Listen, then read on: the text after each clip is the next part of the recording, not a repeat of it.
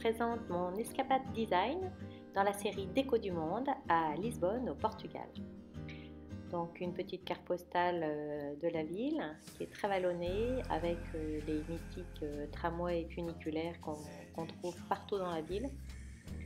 C'est très cliché, mais c'est tellement cette ambiance-là en fait. On peut vraiment dire que les azulejos sont le fil conducteur du décor. C'est vraiment une partie intégrante du patrimoine portugais.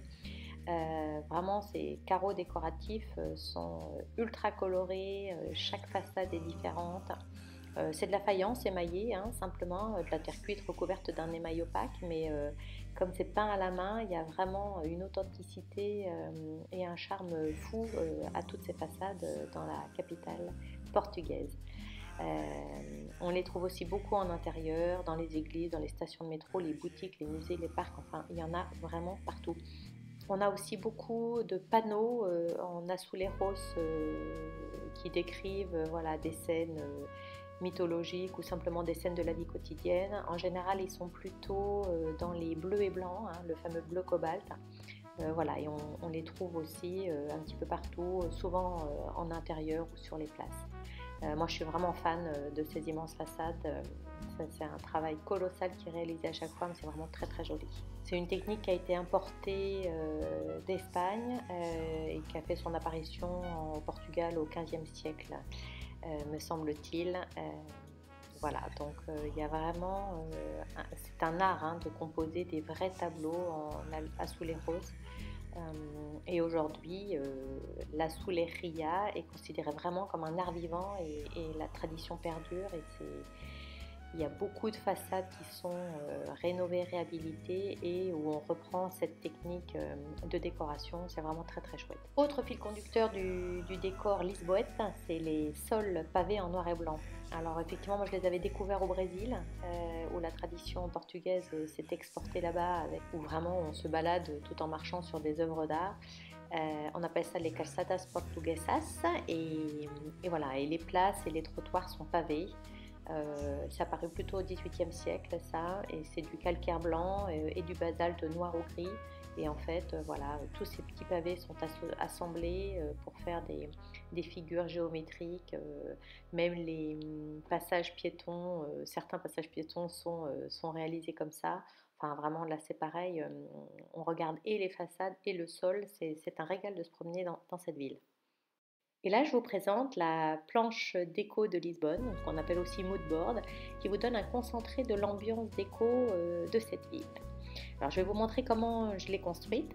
J'ai construit cette mood board en prenant d'abord le sol, qui est noir et blanc, pavé, comme je vous l'ai expliqué tout à l'heure. Là, c'est vraiment une caractéristique de Lisbonne. J'y ai ajouté ensuite les façades d'un immeuble vert en azulejos, ainsi qu'un panneau mural en azulejos blanc et bleu cobalt. Ils utilisent aussi beaucoup la fibre naturelle qu'on retrouve dans le traditionnel panier en roseau, parce qu'ils font beaucoup d'artisanat avec le roseau, avec l'osier. J'ai rajouté un petit peu de végétation, j'ai rajouté un meuble en pin maritime, parce qu'il y a beaucoup de pin maritime, ils utilisent beaucoup de bois au Portugal.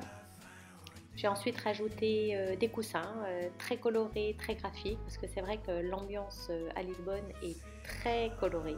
C'est d'ailleurs pour ça que j'ai appelé cette mood board ambiance rétrographique, puisque Lisbonne a un petit côté désuet avec son ambiance, ses tramways, ses vieilles façades, mais il y a un côté ultra graphique, donc ça c'était important pour moi, et un côté ultra coloré.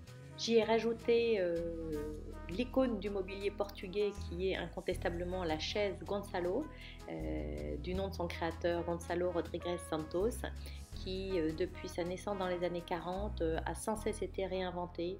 À l'origine, elle était constituée de 2 tubes de métal. Elle est aujourd'hui sur toutes les terrasses des cafés lisboètes, déclinée dans une multitude de couleurs, de matières. J'ai rajouté sur cette mood board aussi un petit mobilier en liège parce qu'il y a beaucoup de chêne liège au Portugal et ils utilisent beaucoup cette matière. Et pour finir, j'ai rajouté 2 emblèmes du Portugal que sont la sardine et l'hirondelle. Les designers portugais se régalent à façonner ces emblèmes sur tous les objets du quotidien.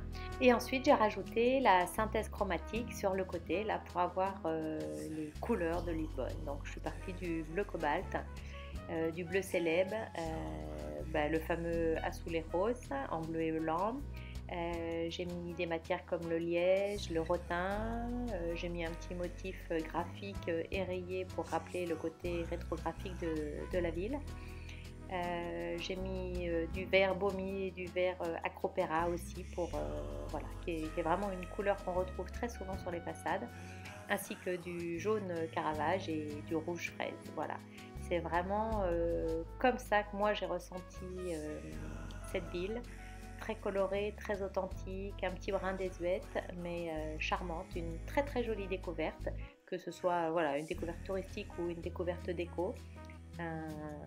Un chouette pays.